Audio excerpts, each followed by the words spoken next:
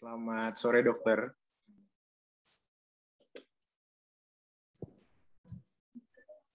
Halo, selamat sore. Gimana kabarnya, dok, hari ini, dok? Baik. Ya, sambil menunggu ya, dokter ya, kita sambil menunggu peserta untuk diadmit sama panitia. Mungkin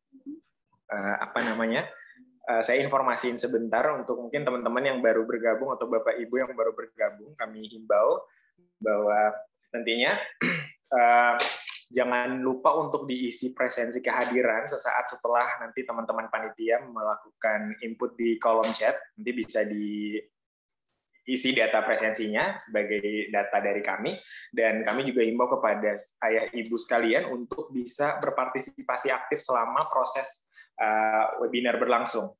Karena nanti di akhir sesi bakal ada hadiah menarik yang tentunya akan relate dengan topik pembahasan kita pada hari ini terkait dengan stimulasi sensori. Dan kami juga menghimbau kepada Bapak Ibu sekalian untuk bisa meng-unmute audionya selama presentasi narasumber kami pada hari ini untuk dapat berjalan dengan lancar. Kurang lebih seperti itu. Nanti kita mungkin sambil menunggu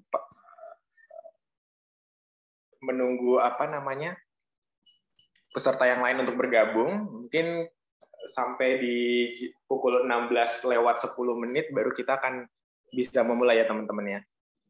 Oke. Dokter sekarang di mana, dokter? Di rumah? Di rumah. Hari Minggu di rumah. Oke. Jadi kalau nanti ngedengar ada suara-suara tukang jualan apa lewat. Oke, iya. Itu Baik. mohon maaf. Ya. Ini kami juga bisa. Selamat sore untuk ayah ibu sekalian yang sudah bergabung. Jadi kita akan coba mulai pada pukul 16:10 waktu Indonesia Barat untuk kita mulai sesi webinarnya bersama dengan narasumber kami pada hari ini.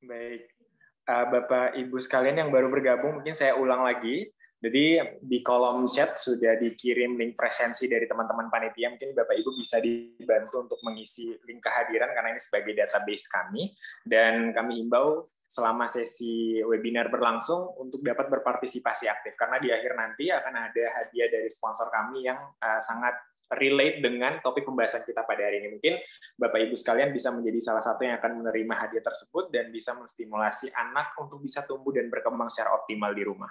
Dan kami juga himbau kepada Bapak Ibu sekalian untuk bisa meng-unmute atau kami dari teman-teman panitia memohon maaf ketika Bapak Ibu sesaat setelah bergabung bersama kami di ruang Zoom, kami mohon izin untuk meng-unmute speakernya. Hal ini dengan maksud untuk lancarnya kegiatan kita sampai di akhir nanti.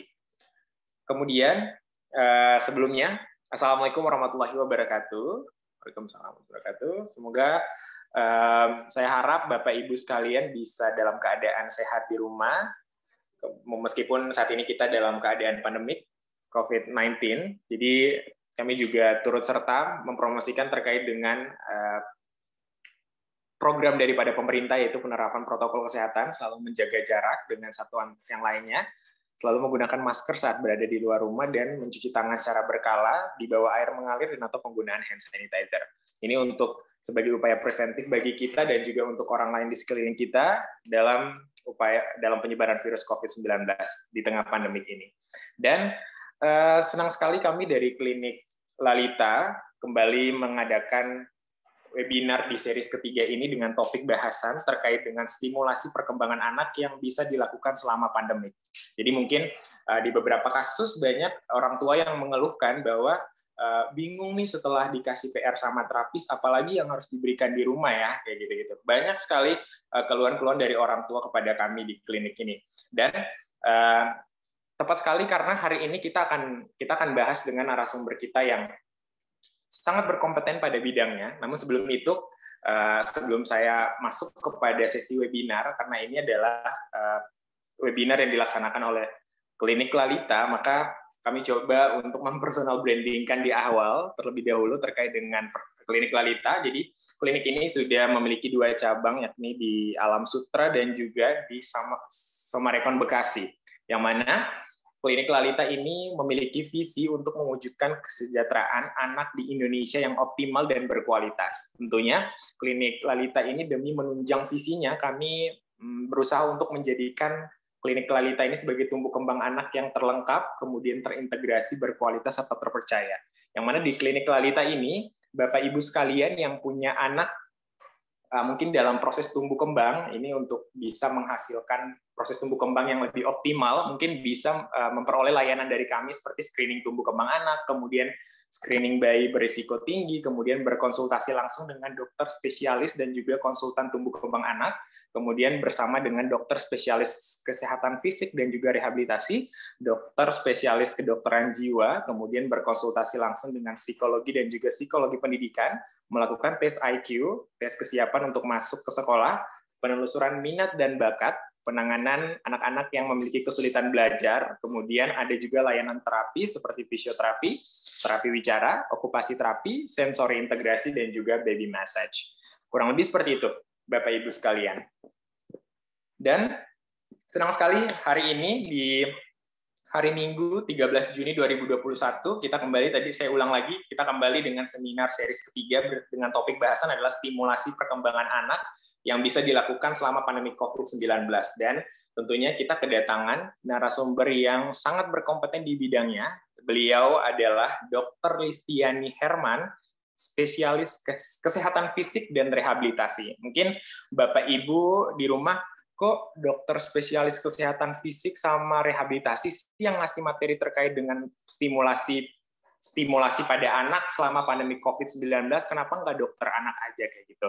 Nah, sebenarnya Bapak Ibu sekalian, dokter kesehatan fisik dan rehabilitasi anak ini adalah dokter yang bermitra sesungguhnya dengan terapis-terapis ketika Bapak Ibu berkunjung ke sebuah klinik, kemudian dikasih rujukan ke misalkan ke fisioterapi atau ke terapi bicara atau ke okupasi terapi. Nah, namun karena kita ini adalah based on anak, jadi memang perlu ada dampingan dari dokter spesialis anak ataupun konsultan anak untuk bisa sama-sama istilahnya bekerja sama untuk kita melakukan screening terhadap anak ini, namun dengan topoksinya masing-masing.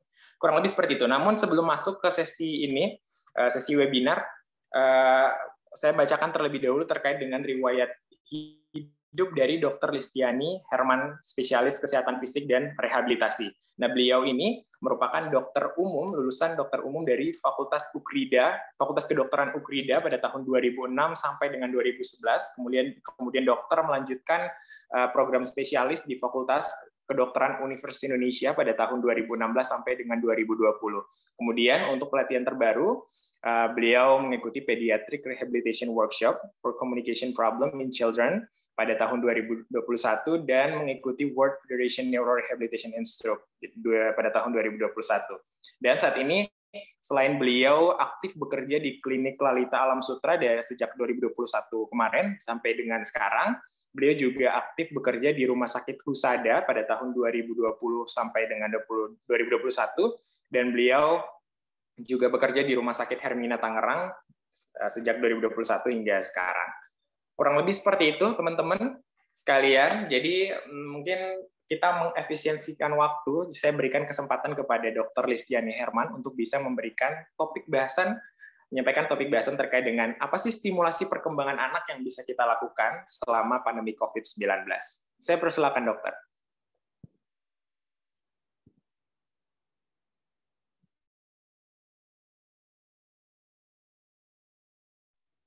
Dokter sepertinya masih di mute suaranya. Ya. Oh iya, sorry, saya nggak sadar masih di mute. Ya, terima kasih ya Mas Irsyandi atas perkenalannya, benar-benar penuh semangat, benar-benar nggak berasa hari Minggu ya, hari Minggu kan biasanya santai, tenang, tapi Mas Irsyandi ini membawa semangat buat kita belajar bareng-bareng. Gitu.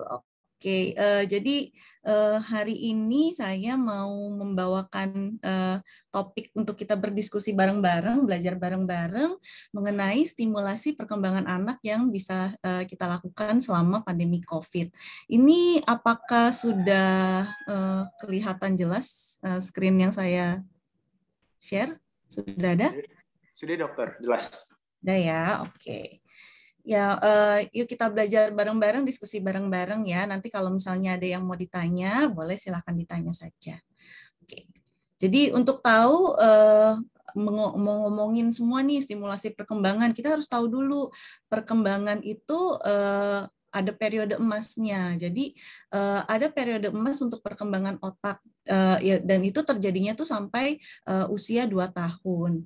Nah, perkembangan otak ini ada yang bilang sampai 2 tahun, ada yang bilang sampai 1000 hari kehidupan awal, yaitu sampai sekitar 3 tahun. Nah, itu nggak masalah sih. Tapi Mama Papa semuanya tahu nggak bedanya pertumbuhan sama perkembangan? Nah, kalau perkembangan itu untuk perkembangan di segi motorik, sensorik, terus kognitif, emosional sama sosial. Kalau hanya pertumbuhan tuh hanya ukurannya saja yang berbeda. Jadi yang tadinya tingginya 100 cm menjadi 150, yang beratnya tadinya cuma 3 kg menjadi 5, menjadi 10. Jadi yang lebih banyak kita omongin sekarang adalah yang perkembangan ya.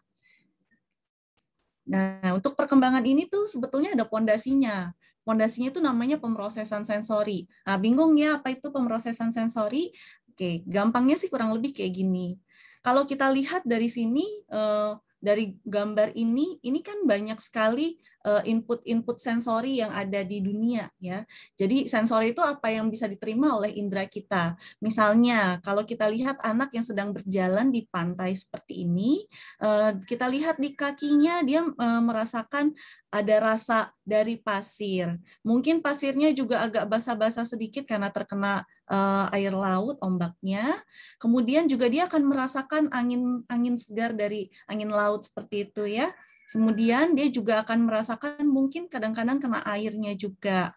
Kemudian selain itu di sini kita lihat kalau anak ini juga berpegangan sama seseorang dan itu juga ada rangsangannya lagi tersendiri.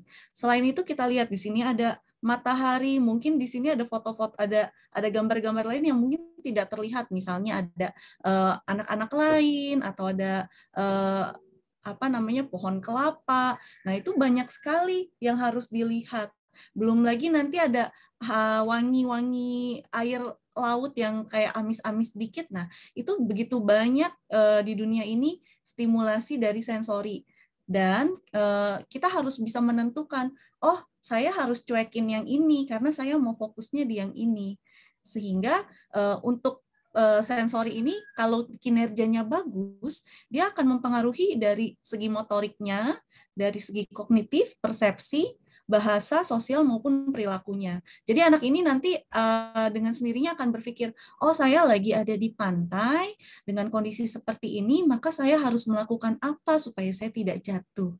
Nah, itu ada banyak hal yang akan berpengaruh. Sehingga untuk hidup dalam dunia ini dibutuhkan pemrosesan sensori yang baik. Nah, ini yang tadi ya sistem sensori. Jadi sistem sensori itu ada apa aja? Sebetulnya kalau yang kita kenal ada 5 panca indera ya, tapi sebetulnya ada tambahan. Nah, jadi pertama ada penglihatan, ada penghidu, ada pengecap, kemudian ada pendengaran, kemudian di bagian telinga dalam sebetulnya ada sistem vestibular namanya. Nah, sistem vestibular ini dia gunanya untuk mengatur keseimbangan dan dia juga aktif saat kita bergerak. Kemudian juga ada sistem proprioseptif namanya. Jadi sistem proprioseptif ini adanya di otot-otot kita, kemudian ada di jaringan-jaringan ikat penyambung kita, kemudian juga ada di sendi. Nah, ini dia akan memberikan posisi tubuh kita tuh saat ini kayak gimana. Saat kita duduk, oh posisi tubuh kita tuh harus seperti ini. Kalau miring seperti ini nanti saya jatuh. Nah, itu semua dari proprioseptif juga, selain dari vestibular. Kemudian yang terakhir di sini ada taktil atau raba. Sebetulnya sekarang dikatakan ada 8. Kalau ini kan cuma 7 ya, tapi 8 itu sebetulnya yang satu adalah interoceptor. Jadi itu hanya untuk organ-organ dalam, yang mana itu tidak kita bahas di sini karena yang kita bahas adalah yang untuk perkembangan anak sehari-harinya. Nah, jadi kayak gini nih, kalau kita lihat bareng-bareng, ini ada anak yang sedang bermain. Apa aja sih sensori yang sedang terlibat dalam proses ini? Ini ada visual di sini. Kalau kita lihat anaknya itu, kalau visual itu kan harus melihat ya, dia harus tahu di mana sih letak pegangannya. Kalau enggak nanti salah pijak, salah-salah nanti malah jatuh. Kemudian ada juga sistem vestibular dan proprioseptif. Jadi anak ini saat sedang bermain panjat tali seperti ini, dia harus menjaga posisi badannya, posisi kepalanya, posisi tangannya harus di mana masing-masing tangan, posisi kakinya yang kanan harus di mana, yang kiri harus di mana, dan gimana untuk mengatur keseimbangannya agar dia tidak jatuh. Dan selain itu juga ada sistem taktil, yaitu taktil itu yang raba tadi ya, itu gunanya nanti untuk dia berpegangan. Bayangkan kalau anak ini ada masalah di taktilnya, misalnya dia tidak mau menyentuh tali, dia nggak suka menyentuh tali. Apakah anak ini bisa bermain seperti ini? Nggak bisa. Jadi taktil itu juga sangat berpengaruh. Kemudian mungkin nanti mamanya manggil, nah ayo sini yuk kita pulang gitu. Jadi itu akan ada sistem auditori juga di sini. Nah bahkan mungkin sebetulnya ada hal lain yang juga terlibat. Misalnya saja mungkin ada bau di sana, misalnya oh wanginya enak ya, bikin dia tenang atau bikin dia jadi lebih rileks untuk bermain. Atau jangan-jangan ada bau yang tidak menyenangkan, misalnya bau kentut, misalnya ada anak lain di situ yang misalnya kentut sehingga dia mau kabur cepat-cepat. Jadi sebetulnya secara umum nggak pernah sistem sensori itu hanya satu sistem organ saja yang terlibat. Jadi biasanya akan ada banyak tetap, tapi ada fokusnya. Kalau seperti ini fokusnya yang mana itu akan tergantung dari setiap keadaan. Nah, ini kalau dilihat ruwet banget ya cara kerja sistem pemrosesan sensori. Cuma ini cara gampangnya aja ya untuk rame-rame. Jadi di sini kalau kita lihat ada kotak pemrosesan sensori ya. Jadi ada input. Input itu kayak rangsangan dari sensori nanti diterima oleh sistem sensori yang tadi ada 7. Kemudian nanti akan dia bedain dan akan dia persepsikan. Nah, saat dipersepsikan ini nanti akan terbentuklah yang namanya kesadaran akan tubuh dan juga untuk perencanaan geraknya. Nah, nanti dari persepsinya ini semua, dari semua kondisi ini, dia akan bisa memilih, oh saya maunya responnya nanti seperti ini, dan nanti responnya itu juga kan harus dia lakukan, dieksekusi. Nah, itu eksekusinya bisa dalam bentuk motorik, jadi pergerakannya, bisa dalam bentuk perilakunya, misalnya kayak tadi, bau kentut, perilaku yang saya harus lakukan adalah, nggak enak nih pergi, atau ada juga yang mungkin diem aja, kok bau ya, ya udahlah. Mungkin ada yang malah jadi marah-marah, siapa sih nih yang bau nih, gitu kan. Nah, kemudian juga ada lagi yang responnya dalam bentuk bicara dan bahasa, bisa juga dalam bentuk emosional, psikososial.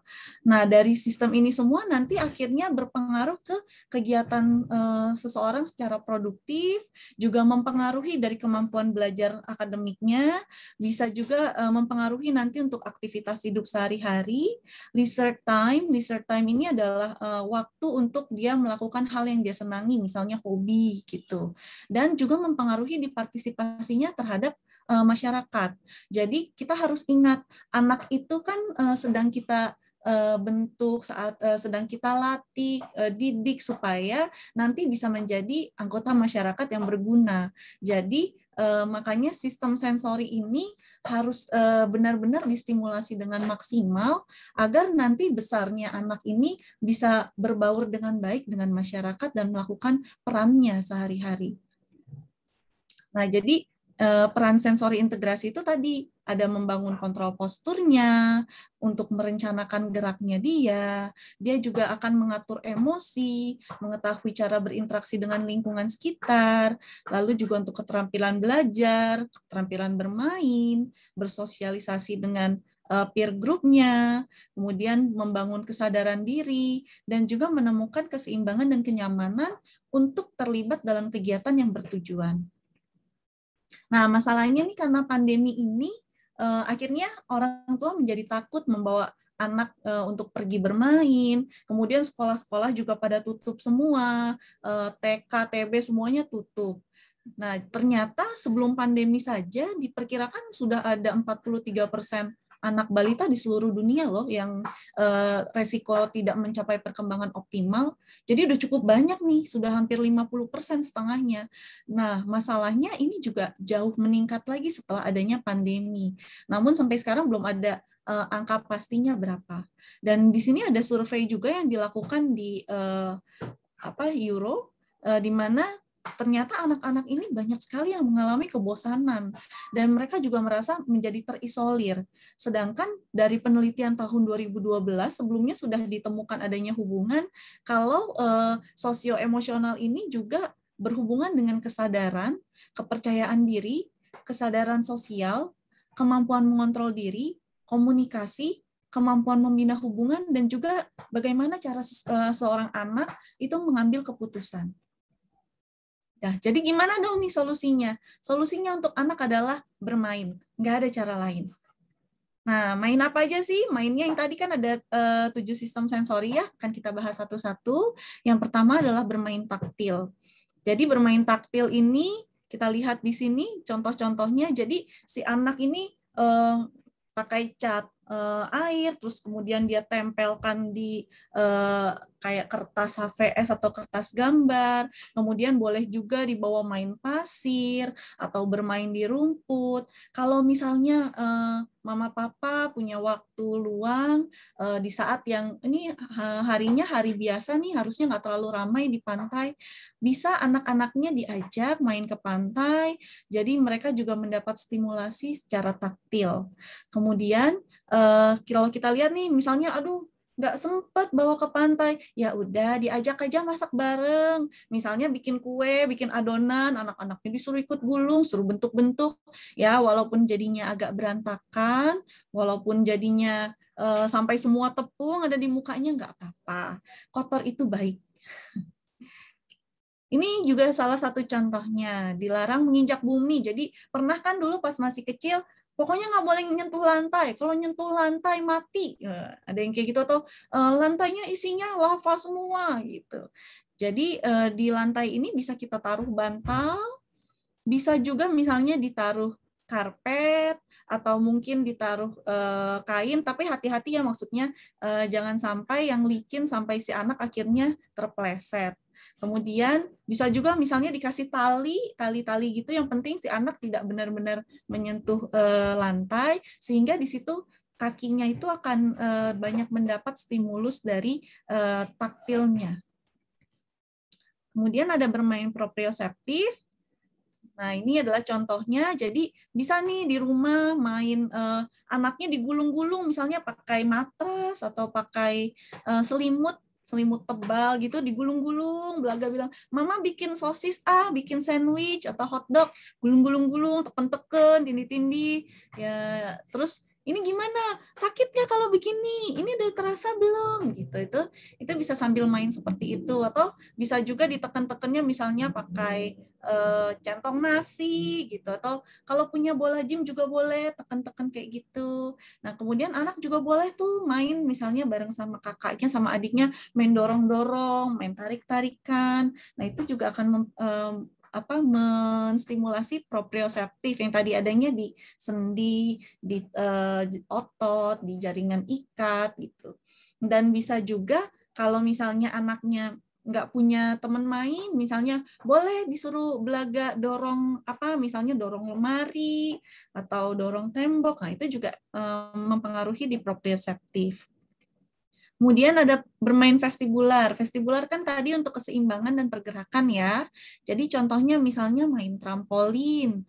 Kan ada tuh sekarang trampolin-trampolin kecil, jadi mereka suruh lompat-lompat.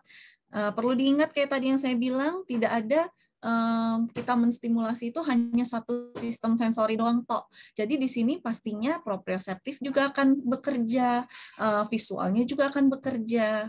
Nah, ini juga contoh dari yang vestibular. Misalnya kalau ini kan anaknya udah mahir sekali ya, jadi dia berdiri di atas seperti ini, besi, tapi tidak jatuh. Kalau untuk anak-anak yang masih kecil gimana? Bisa misalnya ada kayak undakan kecil, dia disuruh jalan di situ meniti papan titian atau balok, atau misalnya ikutin garis ubin yang ada di lantai, nggak boleh nginjak yang tidak ada garisnya. Nah, itu juga boleh. Kemudian juga bisa misalnya kalau punya bola gym, anaknya ditaruh di atas bola gym, bermain, digerak-gerakin dikit-dikit ya. Atau anak yang sudah besar bisa juga disuruh duduk, menjaga keseimbangan. Kalau misalnya udah jago, boleh sambil main tebak-tebakan. Jadi konsentrasinya dia harus benar-benar dijaga baik supaya bisa menjawab pertanyaan, namun juga tetap tidak jatuh dari bola gitu. Kemudian bermain vestibular yang lain, contohnya naik apa ya nih? Naik ayunan. Dengan naik ayunan ke depan belakang itu akan membantu dia mendapat keseimbangan ke depan dan ke belakang. Kemudian bisa juga main kuda-kudaan. Ya mungkin mama papanya main kuda-kudaan seperti ini kalau misalnya masih kuat. Atau kalau nggak kuat boleh beli kuda-kudaannya. Nah, dengan naik kuda-kudaan seperti ini dia kan akan ke depan, ke belakang seperti ini. Dan kalau misalnya ayahnya kan juga bisa gerak-gerakin ke sana ke sini, sehingga anak juga belajar keseimbangan selain ke depan belakang, ke kanan kiri, ke atas bawah juga berpengaruh. Kemudian bisa juga dengan main kapal-kapalan, dan juga bisa juga misalnya anaknya latihan dansa bareng sama ayah, atau ayah gerak kemana ke sini. Nah, itu juga vestibularnya bisa dirangsang. Kemudian ada bermain visual. Nah, ini tanpa berusaha mengurangi rasa hormat saya, bukan saya menyamakan anak-anak dengan kucing, bukan, tapi lebih ke arah ini gambarnya cukup gampang untuk dijelaskan ya. Di sini kita bisa kasih misalnya senter, dikasih cahaya, anak-anak bantu kejar senter. Atau bisa juga senternya mama papa pegang senter, dedek juga pegang senter, jadi ayah nyenterin kemana, dedek disuruh kejar cahaya senternya ayah.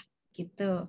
Selain itu juga bisa dengan main pancing-pancingan ikan, itu juga melatih visualnya, atau bisa juga dengan main balon, ditiup balon sabunnya itu, anak mengejar, itu juga melatih visual. Atau kalau untuk anaknya sudah besar, sudah bisa meniup, juga bisa latihan oromotor. Jadi misalnya kakak yang disuruh tiup, jadi kakak juga melatih kemampuan dari oromotornya. Kemudian bisa main bowling, dan juga bisa main lempar tangkap bola. Di sini kalau misalnya lempar tangkap dia tidak melihat benar-benar secara fokus bolanya kemana, kan bisa kena ke mukanya. Jadi visualnya ini benar-benar sedang dilatih saat bermain. Kemudian bisa juga bermain auditori. Contohnya misalnya seperti ini. Jadi kita siapkan seruling. Kalau sulingnya ini kasih nadanya nada tinggi, artinya anak harus ngangkat tangannya ke atas. Kalau sulingnya rendah, tangannya di bawah gitu. Jadi anak ini akan belajar membedakan suara tinggi dan suara rendah. Kemudian bisa juga main marakas. Kalau nggak punya marakas nggak apa-apa. Kita punya cara gampang. Kasih botol plastik, terserah dari aqua atau apa gitu, diisi dengan beras, kocok-kocok-kocok. Nah itu kan ada suaranya. Misalnya yang satu lagi isinya air, misalnya airnya hanya setengah. Terus satunya lagi misalnya isinya biji kopi. Nah anak disuruh tebak, ini bunyi apa? Oh ini bunyi air, oh ini kalau begini bunyi beras, oh ini bunyi biji kopi gitu. Jadi anak juga akan berlatih auditorinya ini, pendengarannya untuk membedakan bunyi-bunyi. Bisa juga dengan tebak-tebakan judul lagu. Nah, jadi kayak main kuis, dia disuruh tebak, oh ini lagu balonku, oh ini lagu burung kakak tua gitu. Nah, kemudian ini ada bermain penghidu dan pengecapan. Jadi anaknya disuruh cium, oh ini wangi bunga. Wangi bunga tuh kayak apa sih wanginya? Oh kalau ini tuh wangi rumput, ini wangi tanah nih seperti ini gitu. Nah, jadi anak diajak aja ke taman atau mungkin pekarangannya ada berbagai macam bunga juga boleh diajak. Atau bisa juga dengan buah. Misalnya ini, baunya durian tuh, seperti ini. Atau baunya lemon. Oh, wanginya lemon tuh ternyata seperti ini, gitu. Atau kalau perlu wanginya, misalnya wangi kopi, wangi teh. Jadi anak juga akan mempelajari bau-bauan. Dan bisa juga latihan pengecapan. Jadi mungkin awal-awal anaknya dikasih lemon, oh lemon tuh seasem ini. Atau dikasih makan, ya mungkin kalau cabai agak-agak ini ya, agak-agak kasihan ya anaknya, cuman kasih dikit-dikit aja biar dia tahu rasa cabai itu pedas gitu, rasa paprika ini seperti ini. Atau kalau anaknya sudah besar, bisa kita dengan main tebak-tebakan, dia disuruh nyuap, makan, ini makan apa gitu. Jadi dia disuruh nebak. Jadi ada banyak sekali sebetulnya latihan-latihan yang bisa kita lakukan. Saya hanya memberi contoh, mungkin mama papa punya kreativitas yang lain untuk mengembangkan, itu juga boleh. Jadi dari saya sih itu aja. Mudah-mudahan anak-anak kita semua bisa menjadi anak yang tumbuh dengan sehat dan perkembangannya optimal, dan bisa ke depannya berpartisipasi dalam masyarakat. Terima kasih.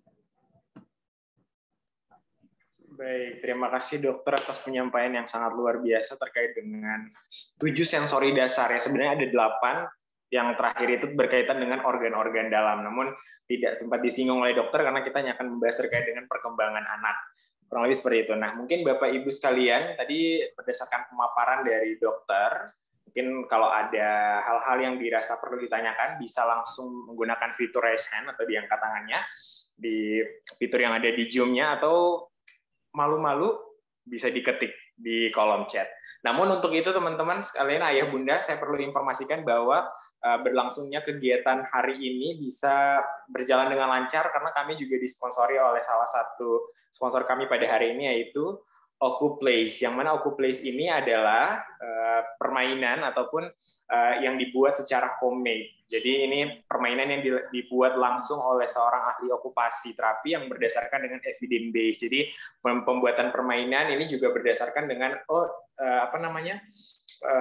bukti-bukti evidence yang kita peroleh dari lapangan seperti apa kayak gitu.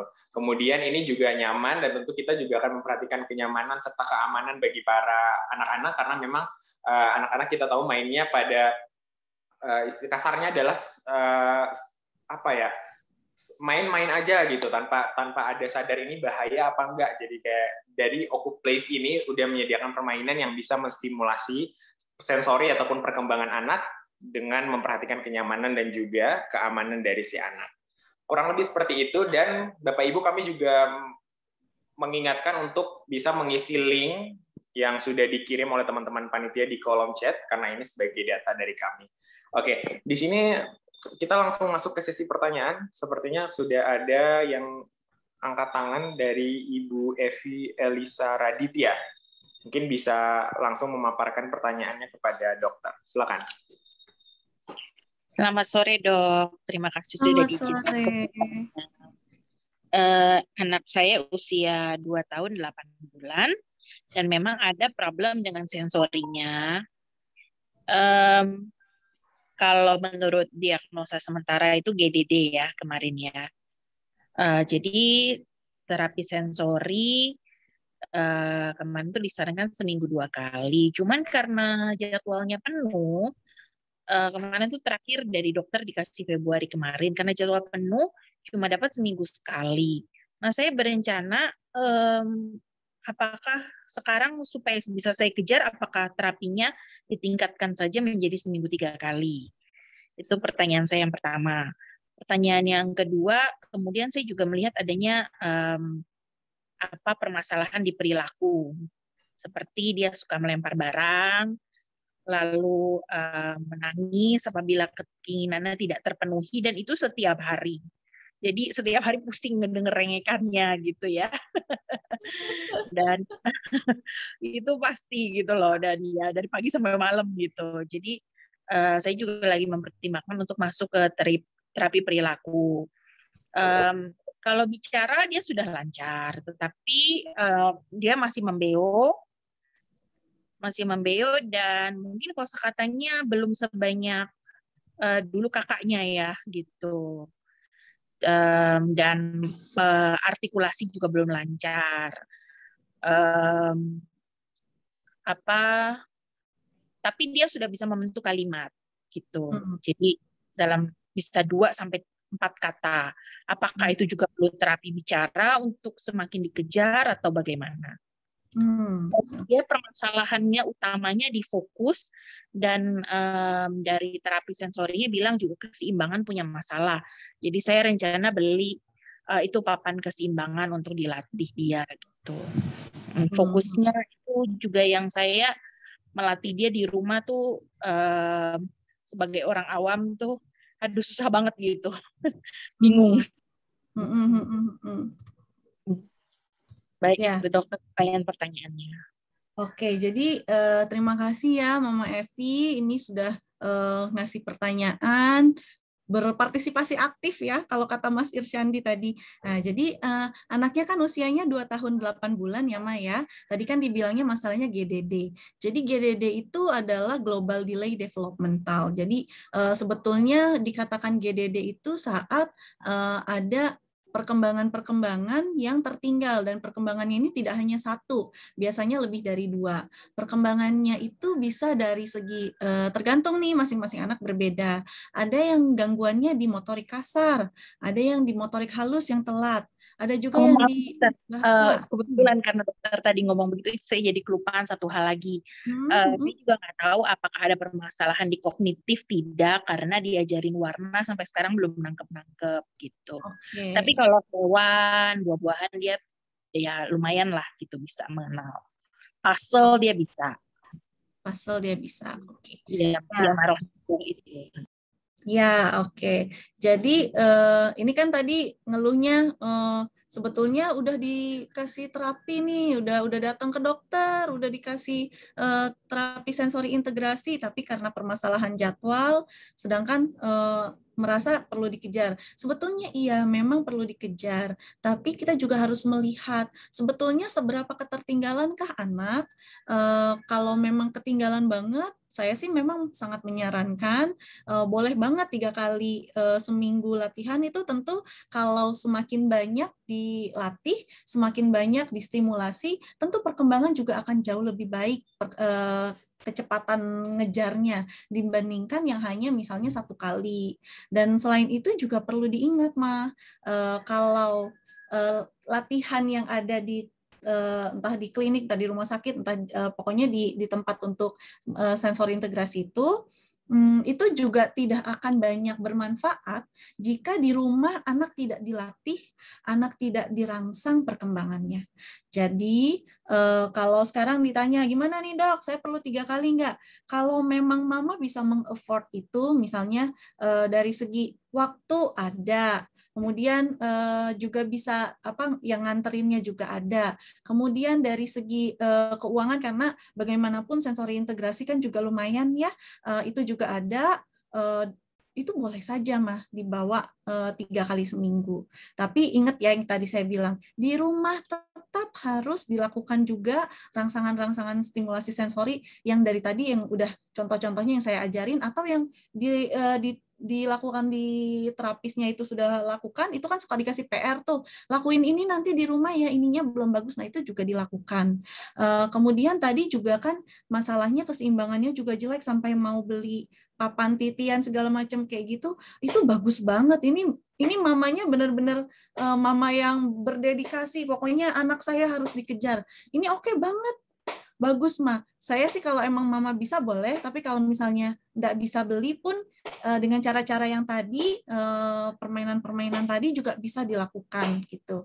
Bahkan sebetulnya kayak misalnya ayunan, nggak usah muluk-muluk, bikin aja kayak dari kain gitu. Dulu kan kita pas masih kecil tuh ada dikasih bikin kain yang kuat, terus cari papan yang di rumah tuh yang cukup kuat juga, dan dipasang aja kainnya di situ, anak juga akan bermain seperti itu pun murah meriah dan tetap bermanfaat untuk anak, itu juga boleh aja ya. Kemudian tadi yang juga ditanyakan adalah ini gangguan di perilakunya ya, Maya. Nah, jadi memang seperti yang tadi saya katakan, salah satu yang mempengaruhi perilaku adalah dari sensorinya, pemrosesan sensorinya. Jika anak memang sudah diketahui mempunyai gangguan di sensori, pemrosesan sensorinya, itu akan berakibat di pengambilan keputusannya. Anak jadi bingung bagaimana cara dia berperilaku, bagaimana cara dia kalau ada kondisi seperti ini tuh dia harus melakukan apa responnya. Nah, tetap saja boleh dikasih behavioral therapy jika memang menurut mama, atau boleh datang konsultasikan juga boleh. Oh, anak ini memang ada gangguan perilaku tapi belum sampai butuh banget behavioral therapy sekarang gitu. Atau oh iya ini udah benar-benar udah harus, ini nggak bisa cuma dengan sensori integrasi. Nah, itu boleh mendingan dibawa aja dikonsultasikan sambil juga di rumah dilakukan misalnya gini, kalau dia minta sesuatu dan dikasih tahu bisa tenang dan mengerti, mama kasih pujian ke dia, mama kasih insentif bukan berupa barang atau dikasih apa-apa, nanti anak akan pola pikirnya akan mikir, oh saya mau ini jadi saya lakuin ini, kalau saya lakuin ini nanti saya dapatnya ini. Sedangkan yang dia lakukan itu bukanlah untuk mendapat barang sebetulnya. Yang harusnya dia lakukan itu adalah untuk dia ke depannya, supaya di masyarakat dia diterima, supaya dia nanti bisa bekerja, bersekolah, seperti itu. Jadi kalau dia melakukan hal yang benar, misalnya dengan cara peluk, aduh anak mama pinter banget, udah sabar ya sekarang udah ngerti, nah itu boleh. Terus kalau misalnya dia ngamuk, bandel, masih marah-marah, boleh dengan cara kasih hukuman. Hukumannya nggak yang ditepok atau apa, bisa dengan cara time out, suruh dia pikirkan kenapa mama marah, kenapa hal itu nggak boleh, nanti dibicarakan sampai saat anak sudah lebih tenang dengan time out, atau bisa juga dengan mainan yang dia suka, tarik. Kalau dia sudah melakukan dengan benar, mainannya kasih lagi. Nah, itu bisa dengan cara seperti itu. Gitu. Untuk masalah kognitif, karena belum bisa membedakan warna, kalau dari cerita Mama sih saya masih nggak yakin ada masalah kognitif ya, Ma, karena anak sudah bisa bermain puzzle, anak sudah bisa bermain yang lain-lain, menyusunnya juga sudah oke. Mungkin memang perlu waktu untuk mempelajari warna, cuman harusnya sih nggak terlalu masalah ya. Itu sih kurang lebih. Fokusnya dan bicaranya gimana tadi, Dok? Oh iya, untuk fokus dan bicaranya, untuk fokus memang tergantung nih, Ma. Jadi ada anak usia 2 tahun 8 bulan itu, dari segi fokusnya, seharusnya dia itu memang masih gampang terdistraksi.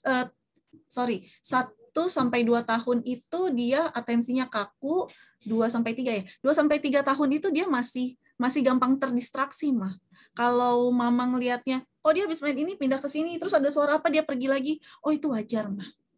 Gitu. Jadi itu yang juga harus dilihat. Dipanggil kadang nggak nengok juga masih wajar ya.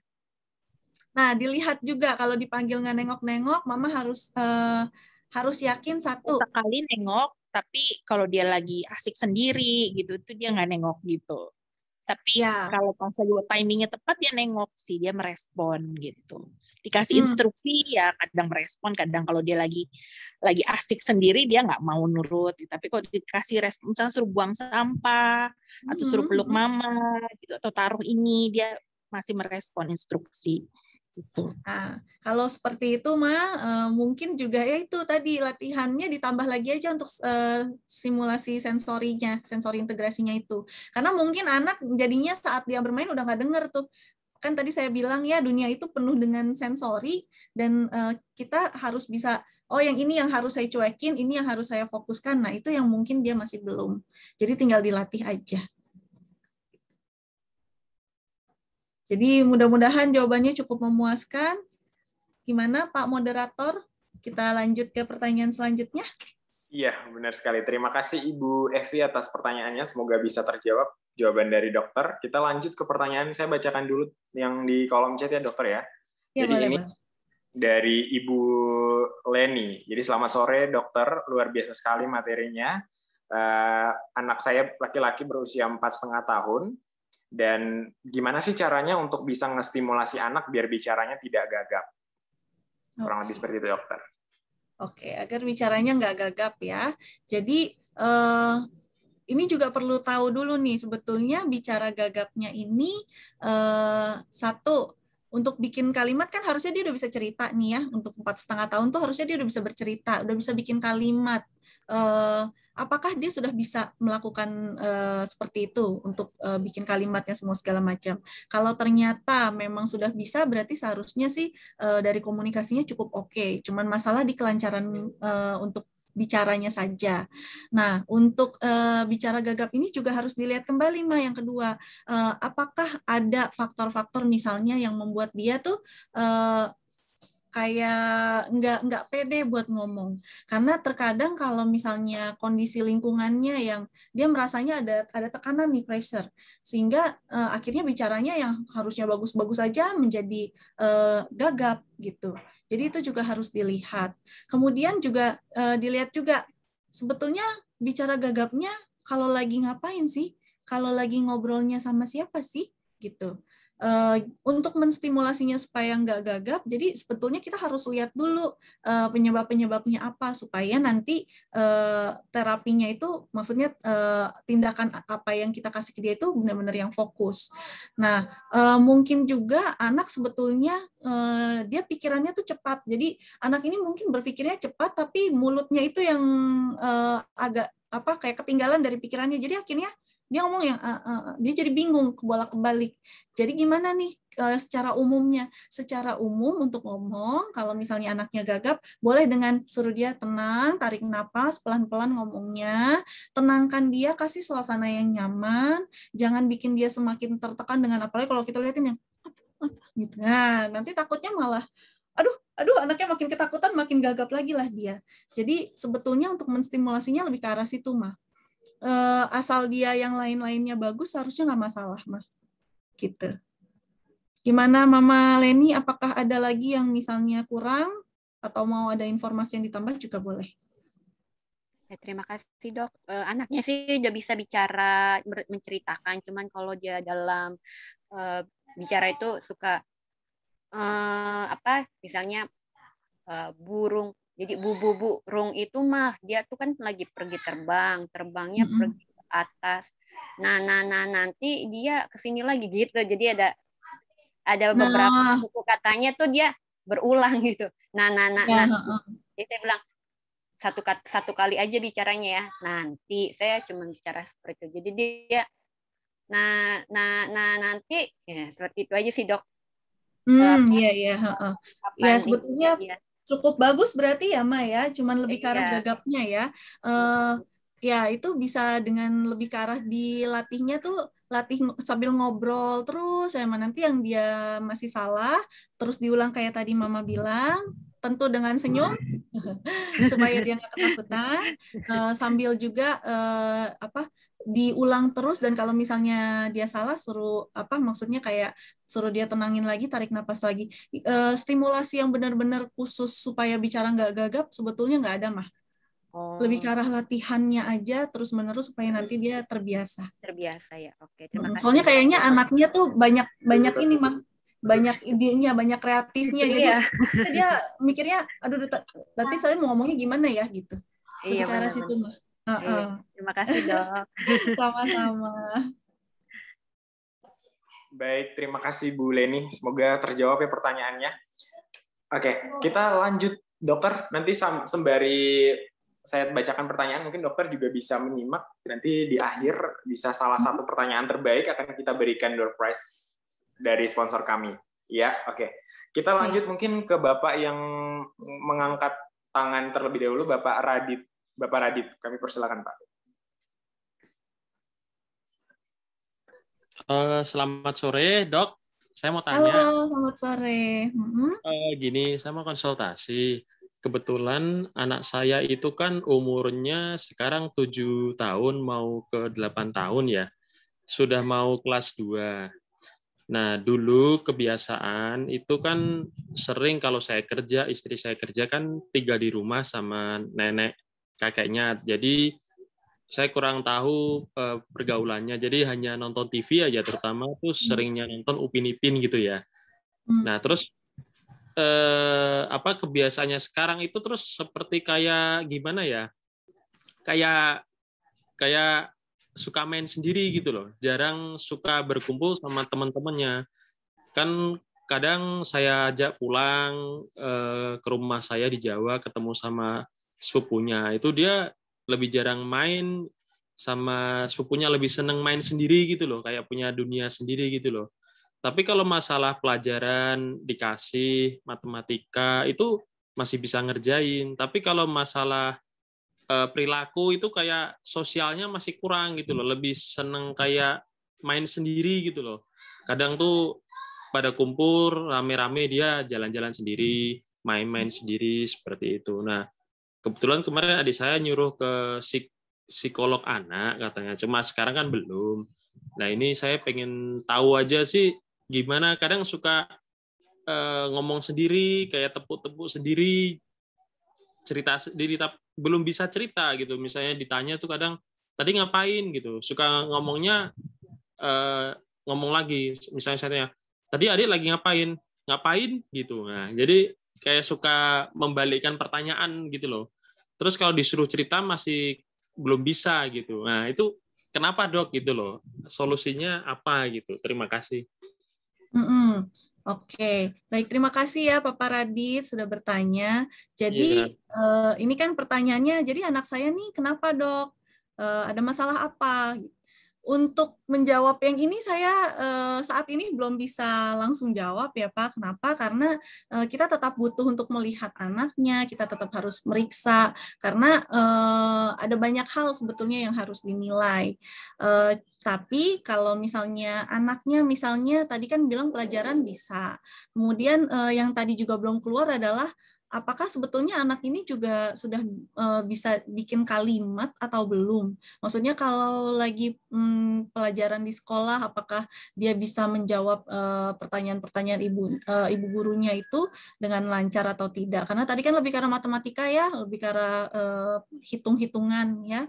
Kemudian untuk anaknya nih kayaknya kurang sosialnya. Nah, itu juga sebetulnya harus dilihat lagi, Papa Radit. Jadi selama di sana itu mungkin perlu ditanyakan ke si kakek dan nenek gimana selama ini, apakah dia bermain dengan anak-anak yang lain di sekitarnya, ataukah memang cuma pokoknya kerjanya cuma nonton aja Upin Ipin di rumah gitu. Karena kalau anak ini benar-benar cuma kerjaannya nonton saja, dia tidak terbangun, tidak terlatih kemampuan sosialnya gitu. Jadi anak-anak ini harus mempunyai kemampuan sosial untuk berinteraksi dengan teman-teman yang seumuran, yang sebaya, dan juga bagaimana ke orang yang lebih muda. Misalnya anak-anak bayi, kalau ada yang umur 1 tahun dia harus melakukan apa? Kan nggak mungkin kan dia diajak main bola kayak umur 7-8 tahun seperti itu, dan juga bagaimana menempatkan posisi kalau dia berbicara dengan orang yang lebih tua gitu. Jadi itu mungkin yang kurang terlatih, sehingga anak makin lama semakin merasa tidak nyaman untuk berinteraksi dengan teman-temannya. Mungkin apalagi teman-temannya semakin lama kan mereka akan semakin dekat ya, karena udah banyak ngobrol, banyak main, dia nanti akan merasa tersingkirkan, terisolir. Dia tidak merasa nyambung dengan teman-temannya. Nah, itu yang Papa Radit perlu lakukan adalah Papa Radit harus sering-sering ajak dia bermain dengan teman sebaya sebetulnya. Cuman karena sekarang kondisinya COVID ya, jadi mungkin agak khawatir juga ya.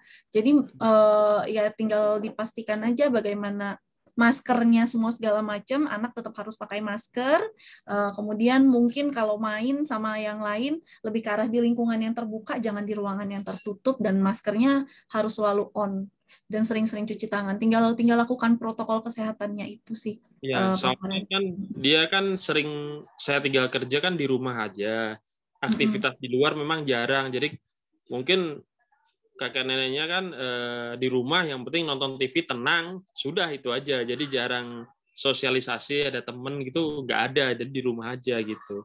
Nah, pas kebetulan saya ajak pulang ke kampung, ketemu sama sepupunya, dia mungkin agak kaget kan ketemu teman-teman baru. Jadi merasa kayak orang asing gitu ya, ngelihat saudara-saudaranya. Ya memang sempat bermain, tapi terus kadang dia bosenan gitu loh. Misalnya ngumpul bareng nonton TV, dia nanti baru sebentar keluar lagi, terus apa itu main sendiri, kayak nyari kesibukan sendiri gitu loh. Dan tutur katanya juga seperti yang nonton kartun Upin Ipin gitu loh. Jadi mirip sekali lah apa yang gerakan dia di TV itu, dia apal semua seperti itu. Jadi itu juga permasalahan yang selanjutnya ya Pak Radit ya. Itu salah saya sih ya, mungkin biarkan ya.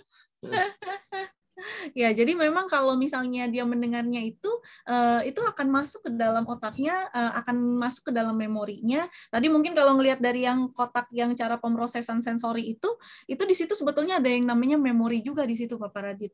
Memori itu juga nanti akan mempengaruhi ke ininya juga, ke bagaimana bahasanya dia, bagaimana perilakunya, karena nada suaranya Melayu itu kan berbeda dengan nada suaranya kita. Nada suara di Jawa juga akan berbeda lagi. Nah, itu semua juga akan mempengaruhi. Jadi, sebetulnya yang paling baik adalah anak kalau misalnya nonton, sebetulnya sampai usia SMP sampai SMA ya, kurang lebih di SMA yang paling bagus, itu yang sudah boleh nonton tanpa didampingi. Sisanya sebetulnya, walaupun anak sudah boleh nonton, kan ada umur-umurnya tuh, kalau misalnya 2 tahun cuma boleh 1 jam nontonnya, gitu. Di bawah umur 2 tahun belum boleh nonton. Nah, itu walaupun sudah 7 tahun sudah boleh nonton, tapi sebetulnya seharusnya tetap ditemani oleh orang tua. Nah, jadi mungkin di sini permasalahannya Papa Radit mungkin harus bicarakan juga dengan kakek nenek yang lebih sering bareng, atau mungkin dengan ibunda anak untuk ngomongin ini enaknya gimana nih, mungkin kita perlu bagi-bagi tugas atau gimana gitu. Oke. Oke, semoga membantu informasinya menjawab. ya, sangat membantu sekali sih. Ya, oke. Terima kasih. Selamat sore. Sama-sama, selamat sore. Baik, terima kasih Bapak Radit. Semoga terjawab pertanyaannya. Dokter, ini kebetulan ada pertanyaan yang relate dengan pertanyaan Pak Radit tadi. Sebetulnya yang anaknya nonton TV dan lain sebagainya. Ini ada pertanyaan dari Ibu Rizky Saraswati, kalau saya nggak salah ya, atau Bapak ini. Ini, selamat sore dokter. Izin bertanya, apakah screen time ini bisa sebagai salah satu bentuk untuk melatih sensori visual dan juga auditori anak? Mungkin bisa pencerahannya dokter. Ya, ini memang permasalahan yang banyak banget kita temuin ya sebetulnya di klinik Lalita ya. Jadi nggak cuma Lalita sih sebetulnya, kayaknya se-Indonesia mulai kayak gini.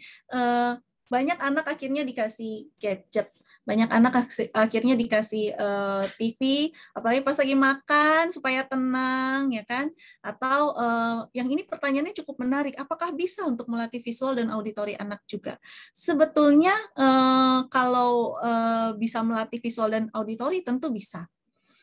Tetapi sekali lagi begini, tadi kan saya sudah sempat singgung ya, screen time itu ada batasannya. Yang disebut screen time adalah apapun gadget yang bersuara, misalnya kayak iPad, mau itu handphone, mau itu TV, komputer, laptop, radio, asal mengeluarkan suara itu udah kita hitung sebagai screen time.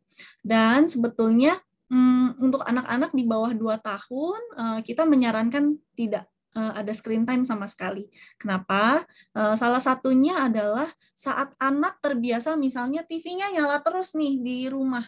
Padahal ibu tidak nonton, anak juga nggak nonton, anak cuma lagi main aja. Dia tanpa sadar masuk ke alam bawah sadarnya itu, oh kalau ada orang ngomong, saya nggak perlu menanggapi. Kemudian selanjutnya, oh kalau misalnya saya ngomong pun nih, kan kadang-kadang anak-anak itu sedang sambil ngoceh, sambil apa, walaupun ngomongnya nggak jelas, dan tidak dapat tanggapan yang sesuai dari si TV. Karena TV kan jalan terus kan, nggak peduli orang ngomong apa. Jadi dia akan menganggapnya di pola pikirnya dia seperti ini. Nggak perlu saya capek-capek nanggepin orang yang ngomong, saya ngomong juga orang itu nggak nanggepin benar. Nah, jadi itu yang jadinya kita nggak ngebolehin, mendingan nggak usah. Gimana nih supaya enaknya, supaya bisa melatih? Mendingan mama papa yang ngomong langsung. Gitu. Mendingan mama papa yang ajak ngomong. Gimana untuk melatih visual? Gimana untuk cara melatih auditorik tanpa screen time? Bisa dengan cara yang tadi saya bilang dari PowerPoint saya. Atau misalnya auditorik kan ada yang namanya tebak lagu ya. Tebak lagu kalau misalnya lagu-lagu anak itu kalau bisa mendingan orang tuanya yang menyanyikan. Gitu. Kecuali anak ini sudah termasuk di anak yang usianya misalnya sudah SD gitu ya. Jadi dia sudah screen time-nya kan memang sudah lebih diperbolehkan walaupun dengan dampingan. Jadi Mama Rizky, saran saya sih dibandingkan menggunakan screen time untuk melatih visual dan auditori, lebih baik melatihnya dengan cara yang lain. Gitu. Baik, terima kasih dokter atas jawabannya dan semoga terjawab ya Mama Rizky. Nah, dokter, ini kebetulan kita ada 3 pertanyaan lagi terakhir. Ini sudah kami rangkum untuk bisa dijawab sekaligus pertanyaannya. Jadi pertanyaan yang pertama ini mungkin dari Ibu Cynthia dan seterusnya di kolom chat. Nanti saya bacakan di akhir. Untuk pertanyaan yang pertama, dokter, ini gimana sih caranya kita untuk melatih konsentrasi anak? Kemudian yang kedua, gimana sih cara kita mengatasi anak agar tidak overstimulus? Tidak overstimulus, contohnya kayak mudah bosan, atau pada saat kita stimulasi di indoor, ini anak mudah bosan dan kita harus bawa ke outdoor misalkan. Oke gitu. Kemudian ada pertanyaan juga untuk anak 18 bulan, bicaranya masih kurang, sudah bisa menunjuk, meminta sesuatu, nyanyian juga udah oke, tapi belum jelas. Nah, stimulasi intensitasnya berdurasi untuk durasi bicaranya, kayak gitu. Kemudian Dan gimana caranya kita ngestimulasi anak di area sosial, terutama di interaksi sosialnya di tengah pandemik seperti ini, dokter. Oke, saya coba jawab semua ya. Jadi untuk yang melatih konsentrasi itu tetap harus sesuai dengan usia anak. Karena kalau anak usianya misalnya baru 1-2 tahun, terus kita coba untuk melatih konsentrasi, mungkin akan susah, apalagi pada saat anaknya sedang bagian atensinya itu yang mudah terdistraksi. Pasti akan sulit untuk melatih konsentrasi. Tapi gimana cara secara umumnya untuk melatih konsentrasi? Sebetulnya untuk anak itu nggak ada latihan yang kayak kalau misalnya kita nih orang dewasa disuruh misalnya latih kekuatan tangan, artinya terus saja angkat. Nggak bisa, untuk anak nggak bisa kayak gitu. Untuk anak lebih ke arah sambil bermain. Karena kalau enggak, ya itu tadi yang udah dibilang, anaknya akhirnya bosan. Anaknya akhirnya nggak mau ngerjain apa-apa. Jadi untuk melatih konsentrasinya lebih ke arah bermain bareng-bareng. Saat bermain yang melatih konsentrasi, misalnya suruh dia susun balok, itu kan kalau dia nggak mengkonsentrasikan tangannya dengan benar, baloknya itu akan jatuh. Beda ya sama nyusun Lego ya. Kalau Lego itu kan ada kayak kaitnya di bawah, sehingga mudah aja tinggal ditempel aja gitu. Walaupun kalau Lego tetap aja sih kalau anaknya lagi latihan tetap aja konsentrasinya terjaga. Namun kalau misalnya yang tidak ada rekatannya seperti itu, nggak ada kaitnya itu akan lebih berusaha lagi dia untuk konsentrasinya. Kemudian gimana nih supaya tidak overstimulus? Saya agak bingung yang dikatakan overstimulus itu sebetulnya yang seperti apa ya, karena sebetulnya setiap anak itu memiliki batasan ambang batas yang beda-beda. Jadi ada anak yang misalnya dia harus dapat banyak, misalnya dikasih lagu ini itu suaranya harus kencang, baru dia akan merasakan stimulusnya.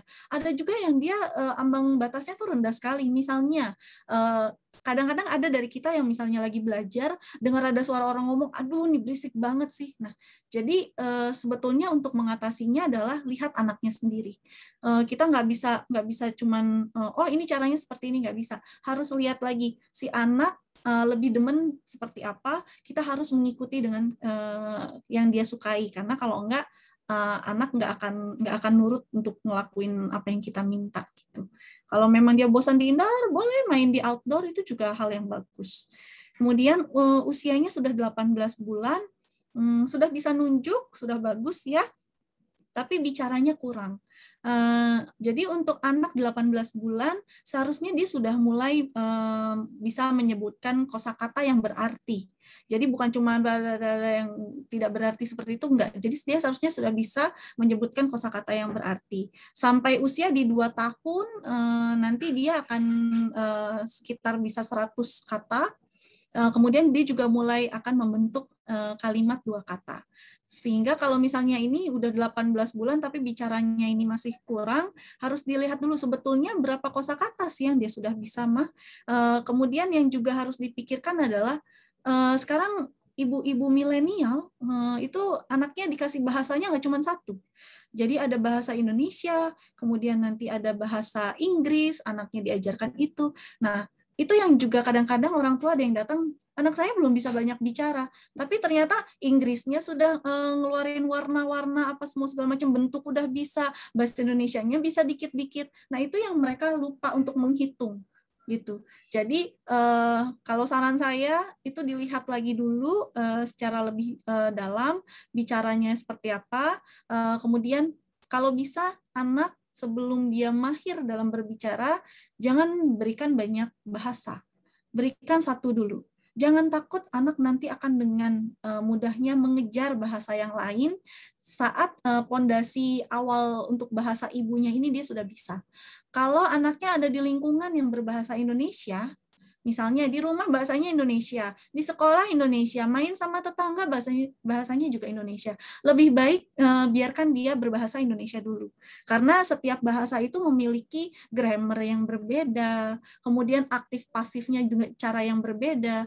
Kayak bahasa Inggris bahkan yaitu ada past tense, present tense, future tense, itu juga beda-beda lagi. Sedangkan di Indonesia nggak ada. Akhirnya anak-anak nanti kadang-kadang ada yang menjadi bingung, dan karena dia bingung akhirnya dia tidak tidak lancar bicaranya, dia nggak mau banyak bicara akhirnya. Jadi itu ya Ma, untuk yang 18 bulan bicaranya masih kurang, namun sudah bisa menunjuk. Untuk stimulasi sosial, jadi memang untuk stimulasi sosial itu yang bisa kita lakukan adalah mengajak dia untuk berinteraksi dengan teman yang sebaya. Kalau misalnya masih ketakutan banget nih, misalnya daerah rumahnya itu ternyata zona merah, tetangga sana sini semuanya lagi pada COVID, takut kan untuk mengajak anaknya ini main sama anak orang yang takut-takut nanti bawa COVID, nanti ketular. Nah, kalau seperti itu bisa dengan video call. Jadi kalau nonton screen time itu tidak boleh. Tapi kalau video call itu kan ada interaksi dua arah. Jadi itu tidak termasuk di screen time hitungannya. Kalau yang screen time itu yang interaksinya cuma satu arah aja. Jadi untuk stimulasi sosial juga bisa dengan cara bikin room Zoom atau apapun, main sama ngobrol sama yang seumuran sama dia. Bahkan juga bisa misalnya main bareng. Main barengnya walaupun jadinya ya kasihan sih ya, dia lebih ke arah ke kameranya seperti itu. Dan ajak dia untuk keluar, jangan hanya di dalam.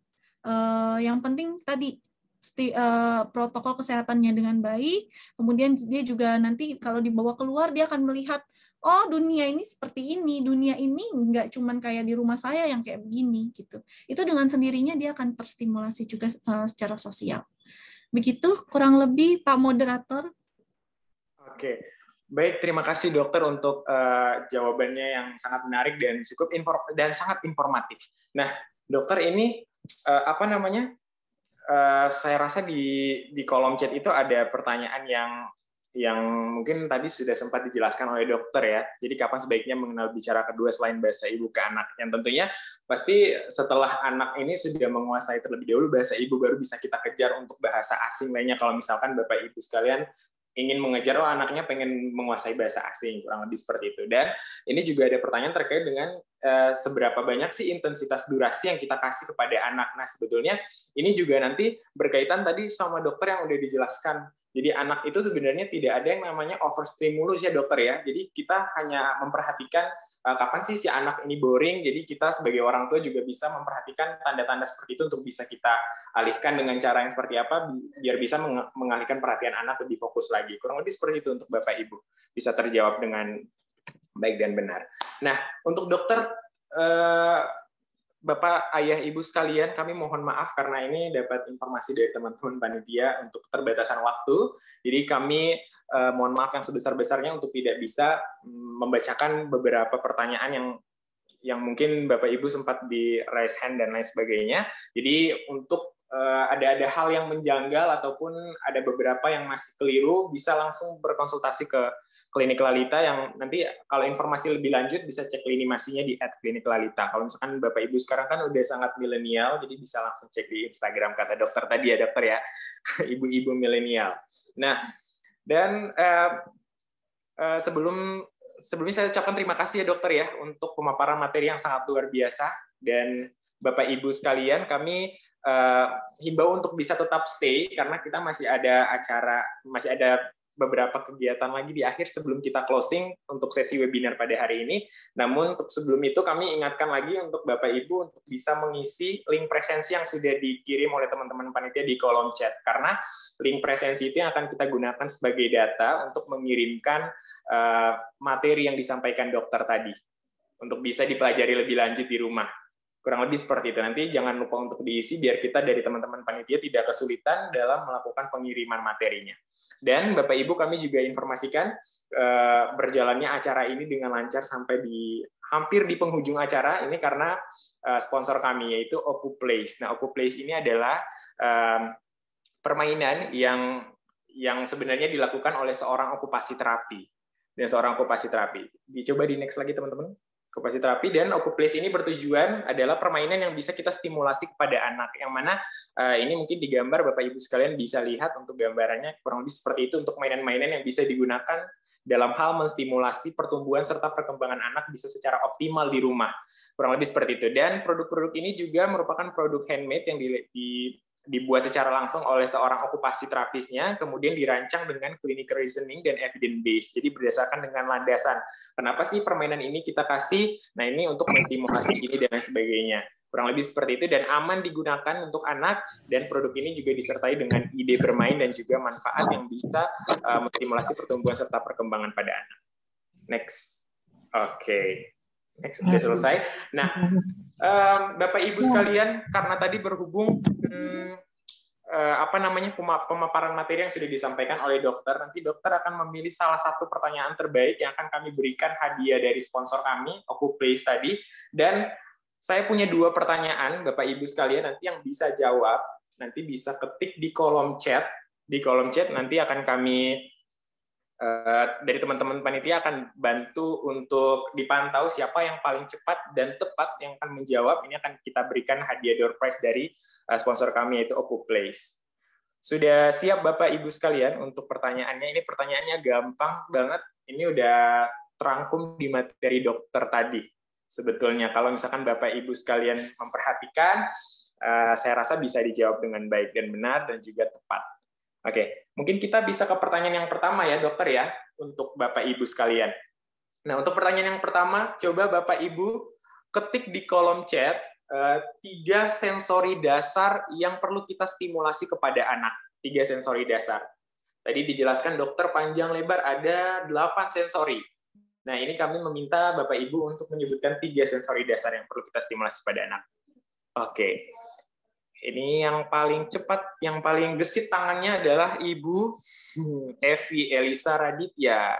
Ibu menjawab visual, auditory, dan tactile. Gimana dokter, benar? Betul. Oke. Jadi untuk pemenang kuis yang pertama ada Ibu Evi Elisa Raditya. Kemudian untuk pertanyaan yang kedua, Bapak Ibu, bisa lebih gesit lagi tangannya dari Ibu Evi. Jadi, oke. Jadi pertanyaannya adalah, coba Bapak Ibu tuliskan contoh permainan yang bisa kita gunakan kepada anak dalam hal ini untuk menstimulasi visual. Contoh permainan. Oke, nanti ini kita minta persetujuan jawaban dari dokter ya, membenarkan atau tidak. Ini dokter di kolom chat udah ada dari Bapak Ibu Rizky Saraswati, jawabannya adalah puzzle. Kira-kira bisa nggak sih dokter untuk menstimulasi sensori visual pada anak menggunakan puzzle? Puzzle juga bisa. Oke, bisa. Berarti untuk kegesitan tangan pada pertanyaan kedua ini dimenangkan oleh Ibu Rizky Saraswati ya. Jadi untuk pertanyaan 1 dan kedua dimenangkan oleh Ibu Evi Elisa Raditya dan juga Ibu Rizky Saraswati. Nah, untuk yang ketiga ini, saya persilakan kepada dokter untuk bisa menentukan satu penanya terbaik, dilihat dari pertanyaan yang diberikan tadi, dokter. Ya, sebetulnya tadi saya tertarik sekali soal pertanyaannya Ibu Rizky ya, screen time, tapi udah menang, nggak mau kasih lagi. Biar banyak yang senang dan dapat.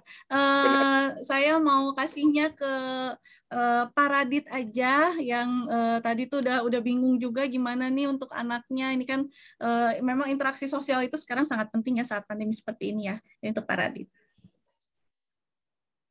Masih ada Pak Radit? Bapak Radit masih stay. Oke.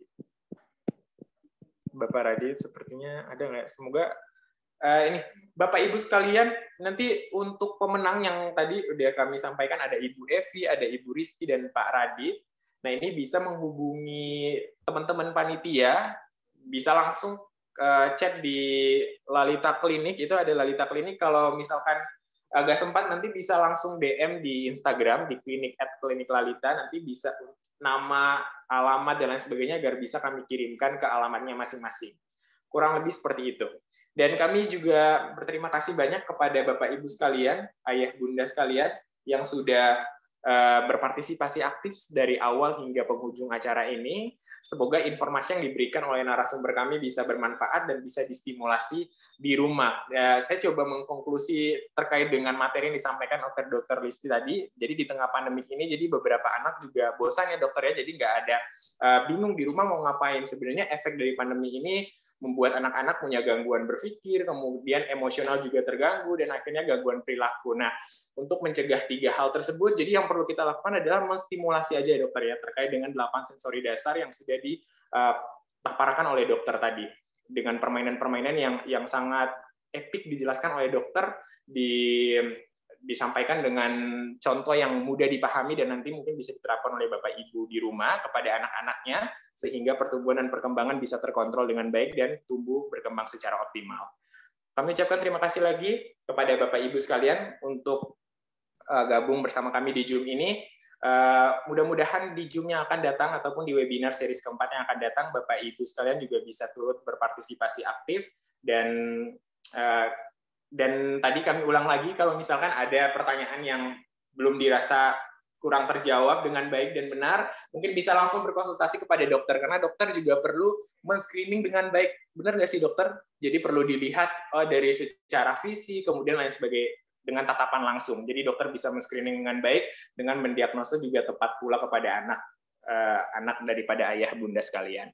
Kurang lebih seperti itu. Terima kasih banyak dokter atas waktu dan kesempatannya. Bapak Ibu juga, terima kasih banyak. Saya Irsan Diawais, pamit undur diri dari hadapan Anda. Mohon maaf atas kesalahan dari awal sampai akhir. Kami ucapkan terima kasih. Wassalamualaikum warahmatullahi wabarakatuh. Oke, mungkin Bapak Ibu sebelum live kita foto bareng dulu kali ya. Nanti dipandu oleh teman-teman panitia. Ada berapa slide sih, teman-teman? Ada 1 page aja, jadi sebentar aja. Oke, mungkin Bapak Ibu sekalian dan dokter, kita bisa bergaya. Saya coba pandu ya. 1, ready teman-teman? Oke, 1, 2, 3. Oke. Terima kasih. Sepertinya Ibu Rizky tadi sama anaknya ya, udah senang banget karena dapat hadiah. Lucu banget anaknya. Oke. Baik, terima kasih Bapak Ibu sekalian. Terima kasih atas partisipasinya. Sekali lagi, ini jadi tutup lagi nih. Oke. Sekian. Wassalamualaikum warahmatullahi wabarakatuh. Sampai jumpa di webinar series keempat dari Klinik Lalita. Terima kasih. Terima kasih Mas. Makasih dokter. Sama-sama, terima kasih semua.